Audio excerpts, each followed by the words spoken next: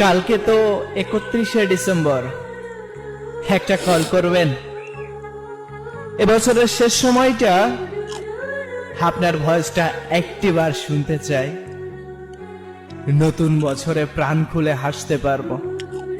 জানি হয়তো সে ভাগ্য আমার হবে না, তবুও কেন জানি অপেক্ষা করতে মন চায়। ঠিক রাত 12টার সময় ফোনটা হাতে নিয়ে দেখবো হাজার হাজার মেসেঞ্জার, হোয়াটসঅ্যাপ সব জায়গা থেকে মেসেজ আসলেও এই মনটা শুধু আপনার একটি কলের অপেক্ষা করবে, আপনার একটি মেসেজ। কি কল করবেন না? এতটা পাষাণ হইয়েন না।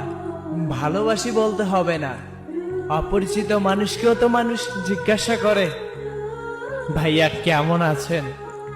ঠিক সেভাবেই না হয় একবার বলিয়েন।